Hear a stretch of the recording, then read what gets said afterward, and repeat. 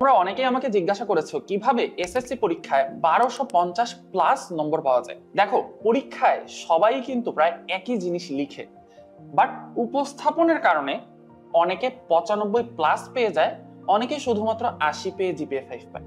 তাহলে সেই সিক্রেটটা আসলে কি?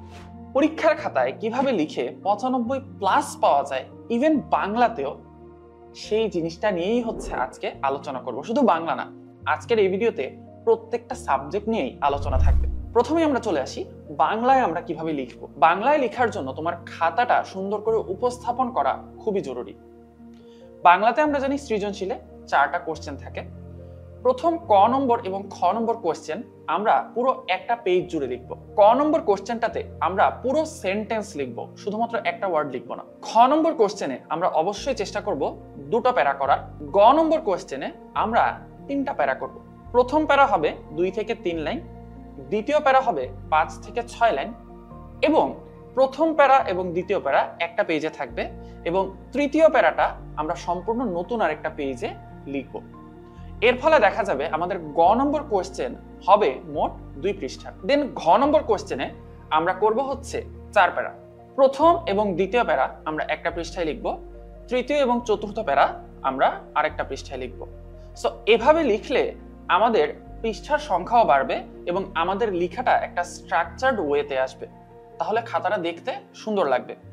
এবং আমরা যদি কোনো একটা প্রশ্ন কোনো পৃষ্ঠার অর্ধেকে শেষ করে ফেলি, তাহলে সেখান থেকে আর নতুন প্রশ্ন শুরু করব না, আমরা সেই অর্ধেক পৃষ্ঠাটা বাদ রেখে দিব, আমরা নতুন পৃষ্ঠা থেকে হচ্ছে কোশ্চেন শুরু করব।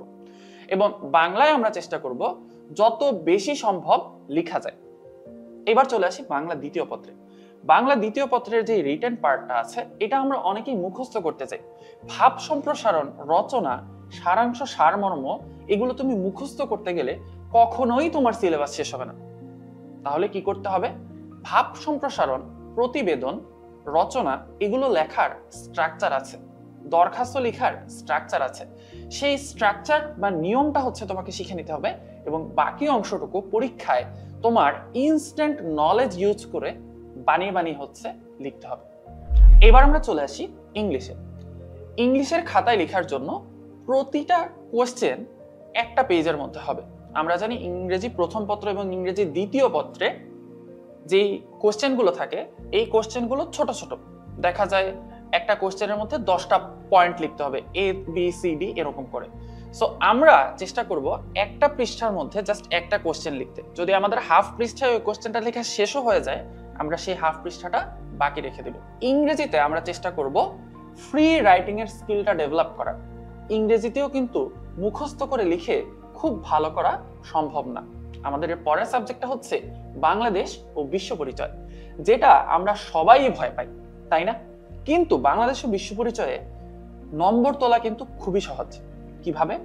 বাংলাদেশ ও বিশ্ব পরিচয়ের চ্যাপ্টারগুলোতে দেখবে তোমাদের মানচিত্র, পৃথিবী কিভাবে সূর্যের চারদিকে ঘুরছে সেটার ছবি, এই জিনিসগুলো আছে।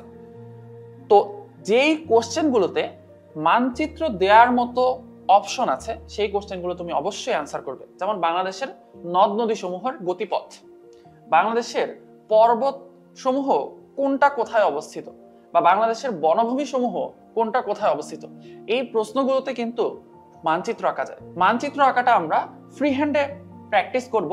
আমি 2 মিনিটে মানচিত্র আঁকতে পারতাম, এটা প্র্যাকটিস করতে করতে হয়ে গিয়েছিল। তোমরাও চেষ্টা করবে মানচিত্রটা যাতে দিতে পারো। আমাদের নেক্সট সাবজেক্ট হচ্ছে বায়োলজি। বায়োলজির ক্ষেত্রে কি বলবো অলরেডি নিশ্চয়ই তোমরা গেস করতে পেরেছো। বায়োলজিতে যত বেশি সম্ভব ছবি দিবে। যে সকল প্রশ্নের ছবি চায়নি সেগুলোতেও ছবি দেওয়ার চেষ্টা করবে, কারণ তুমি যখন বায়োলজিতে ছবি দিবে তখন তোমার খাতাটা অন্যদের চেয়ে এক্সেপশনাল হয়ে যাবে। আমাদের টার্গেট হচ্ছে আমাদের খাতাটাকে অন্য আরো 100টা খাতার চেয়ে এক্সেপশনাল করা। কারণ বোর্ডে একজন পরীক্ষক যখন খাতা দেখেন, তখন উনি দিনে 500 থেকে 2000 খাতা পর্যন্ত আমি দেখতে শুনেছি। সো এত খাতার মধ্যে তোমার খাতাটাকে ইউনিক করার জন্য যত কিছু করা সম্ভব সবকিছুই তোমাকে করতে হবে। এরপর আমাদের সাবজেক্টটা হচ্ছে রসায়ন। রসায়নে চেষ্টা করবে যেখানে পরমাণুর মডেল, ইলেকট্রন বিন্যাস, বিক্রিয়া, এই প্রশ্নগুলো আছে সেই প্রশ্নগুলো বেশি আনসার করতে। ব্যাখ্যামূলক প্রশ্ন যেটাতে বাংলা লেখা, সেই প্রশ্নগুলো একটু অ্যাভয়েড করার চেষ্টা করবে। এরপর আমরা চলে আসি ফিজিক্স, ম্যাথ এবং হায়ার ম্যাথ। ফিজিক্সে আমাদের খাতাকে এক্সেপশনাল করার কোনো ওয়ে নেই। তুমি যদি খাতাতে সবগুলো প্রশ্নের উত্তর ঠিকভাবে মিলিয়ে আসতে পারো, তাহলেই আশা করা যায় তুমি ফিজিক্সে সৃজনশীলে একদম 100% নম্বর পাবে। গণিত এবং উচ্চতর গণিতের ক্ষেত্রে আমার সাজেশন থাকবে, তোমরা জ্যামিতি পার্টটা আনসার অবশ্যই করবে, যেহেতু করতেই হয়, মাস্ট মানে জ্যামিতি থেকে একটা কোশ্চেন বা দুইটা কোশ্চেন আনসার করতেই হয়। কিন্তু আমি তোমাদেরকে রেকমেন্ড করবো জ্যামিতির সবগুলো কোশ্চেন আনসার করবে, কারণ গণিত এবং উচ্চতর গণিতের ক্ষেত্রে প্রায়ই দেখা যায় আনসার মিলানোতে একটু সমস্যা হয়। সো জ্যামিতি কিন্তু আনসার মিলানোর কিছু নেই, বইয়ের মধ্যে যা আছে সেটাই তোমাকে হচ্ছে পরীক্ষার প্রশ্নে তুলে দেবে, হয়তো এবিসির জায়গায় পিকিউআর আসবে। তাই জ্যামিতিটা ফুল আনসার করার চেষ্টা করবে।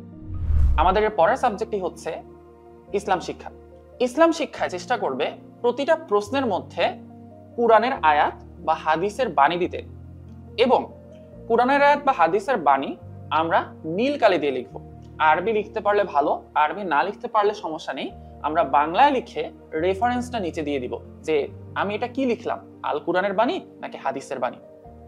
বাংলা রচনার ক্ষেত্রেও বলি, বাংলা রচনার ক্ষেত্রে চেষ্টা করবে যত বেশি সম্ভব পয়েন্ট পয়েন্ট করে লিখতে, এবং প্রত্যেকটা পয়েন্টের মধ্যে কোন একজন বিখ্যাত মানুষের উক্তি দেওয়ার চেষ্টা করবে। এখন ভাইয়া পরীক্ষার হলে আমি কিভাবে জানবো এত মানুষের উক্তি?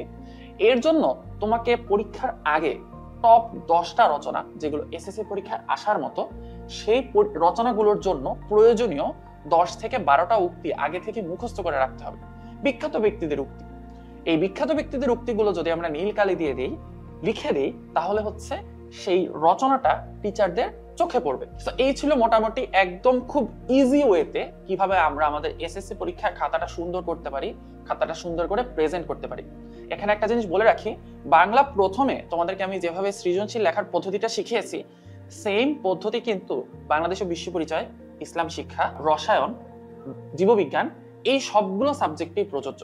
অর্থাৎ ম্যাথমেটিক্যাল সাবজেক্ট বাদে এবং ইংলিশ বাদে অন্যান্য সব সাবজেক্টে তুমি বাংলা প্রথম পত্রে যেভাবে আমি তোমাকে কোশ্চেনগুলো সাজানো শিখিয়েছি সেভাবেই লেখার চেষ্টা করবে। ইনশাআল্লাহ তোমাদের এসএসসি পরীক্ষা অনেক ভালো হবে, এবং তোমরা আমাদের এসএসসি 26-এর জন্য যে ফাইনাল ডিভিশন ব্যাচ আছে সেটাতে হচ্ছে তোমরা খুব দ্রুতই এনরোল হয়ে যাবে। ইনশাআল্লাহ তোমাদের সাথে দেখা হবে লাইভ ক্লাসে।